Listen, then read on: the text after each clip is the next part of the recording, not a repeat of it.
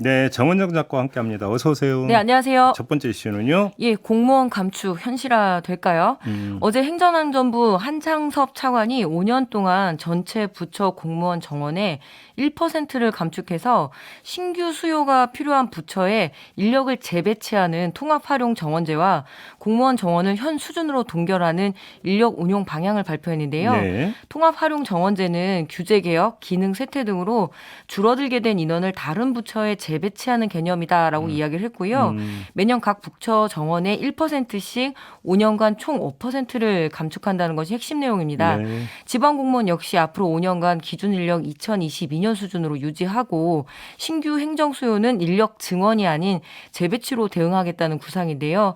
문재인 정부에서 그동안 공무원을 너무 많이 늘려놓았다면서 국가 재정 부담과 행정 비효율 개선을 명분으로 내걸었습니다.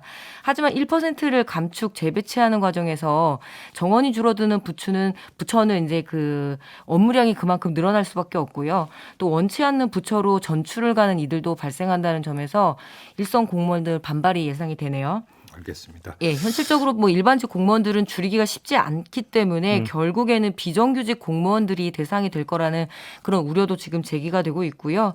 여고에 공무원 시험을 준비하던 수험생들도 신규 채용이 줄어들면서 더욱 합격의 문이 좁아질 수밖에 없다는 상황 때문에 굉장히 동요를 많이 하고 있는 상황입니다. 자, 공시족들의 한숨이 늘어날 수밖에 없겠네요. 네. 알겠고요. 자, 네. 다음 이슈로 가보죠. 예, 횡재세를 내느니 석유값을 내리기로 결정을 한 것 같습니다. JB타임에서 정유사들을 대상으로 횡재세, 즉 초과 이득세를 걷어야 한다는 의견에 대한 한번 전해주셨잖아요. 네. 올라도 너무 오른 기름값에 국내 정유사도 눈치를 보기 시작한 것 같은데요.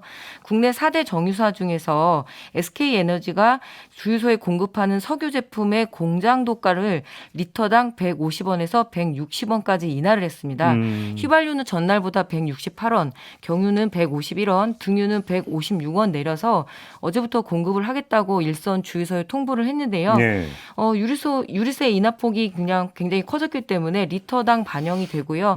이 소비자가가 반영이 되면은 휘발유는 약 57원 정도가 이제 죄송합니다. 이것보다 한 3배 가까운 금액을 한꺼번에 인하가 된 거죠. 지난번보다는. 그래서 이번 주말쯤에 소비자 가격에 반영이 될 것 같은데요. 다른 지금 정유사들도 움직임을 보이고 있거든요. 네. 아무래도 이게 횡재세를 내느니 차라리 빨리 내리자 이런 거 아니었나 뭐 이런 얘기들을 좀 하고 있고요. 그래서 너무 괘씸하다 이런 반응들도 좀 있는데요. 네. 결국에는 이렇게 정유사들이 여론에 떠밀리고 눈치를 보면서 올리고 내리는 방식이 아무래도 한계가 있기 때문에 이번 참에 초과 이득세와 관련한 치열한 토론이 필요해 보이네요. 그러게요. 네. 자, 마지막 이슈 가보죠. 예, 깨진 소주병 위로 빛난 시민의식 전해드리겠습니다. 네네. 오랜만에 훈훈한 이슈 한번 전해드리겠는데요. 인천의 한 도로를 달리던 화물차에서 소주병 수백 개가 쏟아져서 깨지는 사고가 발생을 했습니다. 이때 시민들이 힘을 모아서 이 소주병을 주워서 현장은 30분 만에 말끔하게 오. 정리가 됐다는 소식이 어제 전해졌는데요. 예. 또 이런 장면 자꾸 반복해서 보게 되잖아요. 기분이 좋아져서요.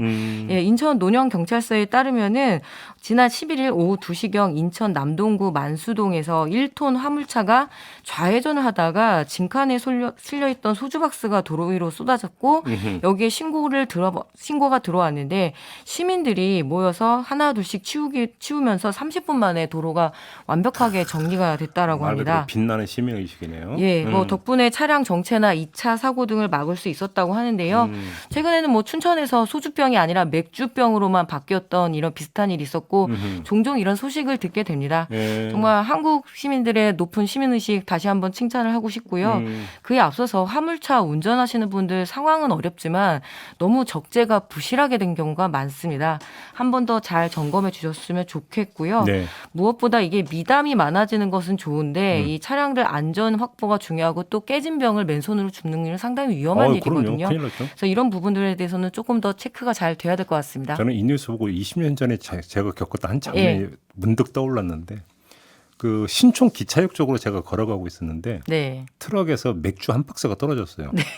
캔 맥주. 들고 가셨으니까. 여보세요. 네. 그러려고 했는데 네. 저보다 빠른 분이 계시더라고요. 예. 그래서 저는 집어서 그 불러서 이렇게 줄 줄 알았는데 네. 바람같이 골목으로 사라져 버렸어요. 아, 그렇습니까?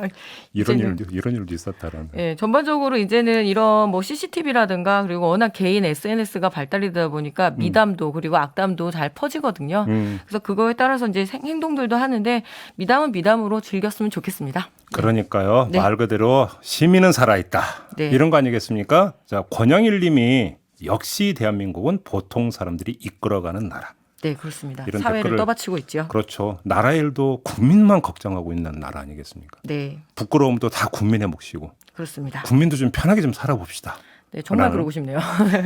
말씀을 드리면서 네. 오늘 여기도 이슈 마무리하겠습니다. 네, 감사합니다. 정은영 작가 수고하셨습니다. 고맙습니다.